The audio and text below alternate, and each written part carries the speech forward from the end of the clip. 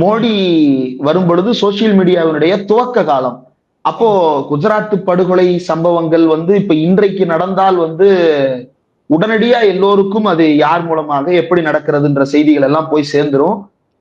இப்ப எம்புரான் மாதிரியான படத்துல கூட அந்த ரெஃபரன்ஸ் எல்லாம் இப்ப காட்டுறாங்க. இது ரொம்ப நாளா இது காட்டப்படல. அப்ப வளர்ச்சி நாயகன் அப்படின்னு ப்ரொஜெக்ட் பண்ணிக்கிறதுக்கு கடந்த காலத்தை மறைப்பதற்கு ஏதுவான ஒரு காலகட்டத்துல மோடி எமர்ஜ் ஆயிருந்தார். ஆனா இப்போ மோடிக்கு அடுத்து ஃபர்ஸ்ட் இன் லைன் சக்சஸாரா யாரை வளர்ச்சி நாயகனாகவோ அல்லது அடுத்த மன்னராகவோ ப்ரொஜெக்ட் பண்ணுவதற்கு யார் இருக்கிறார்கள்ன்ற கேள்வி எப்படி பாக்குறீங்க? இல்ல இப்போ வளர்ச்சி நாயகன் சொல்ல முடியாது. ஏன்னா வளர்ச்சி என்பது இப்ப இந்தியாவோட வளர்ச்சி 7.2 ஜிடிபி எல்லாம் சொல்றாங்கல்ல.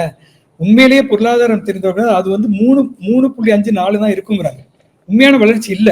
அப்ப வளர்ச்சி நாயகன்கிற ஒரு கோஷம் இனிமே எடுபடாது. ஏன்னா வளர்ச்சி இல்லைன்னு மக்கள்கிட்ட போய் முன்னாடி ஒரு ஹோப் இருந்துச்சு மோடி மேல, குஜராத் மாடல் சொல்லி பண்ணோம். அப்ப அங்க இன்வெஸ்ட்மெண்ட் வந்துச்சுங்கிறதெல்லாம். ஆனா இன்னைக்கு வளர்ச்சிங்கிறதே மக்கள் கேள்வி கேட்பாங்க. என்னடா வளர்ச்சி, எங்களுக்கு என்ன வளர்ச்சி நடந்திருக்கு? எங்களோட வாழ்க்கையில அவ்வளவு பிரச்சனைகள் வந்துட்டு இருக்கு. எங்களுக்கு கல்வி மருத்துவ செலவுகள் அதிகமாயிருச்சு. இன்னைக்கு தொழில் நம்மளோட வேலைகள் நிரந்தரமின்மை ஆயிடுச்சு. இன்னைக்கு பெரிய ஐடி இண்டஸ்ட்ரியில அப்பப்போ உங்களுக்கு ஒரு 1000 பேர் 2000 பேர் வெளியே அனுப்பிச்சுக்கிட்டே இருக்காங்க.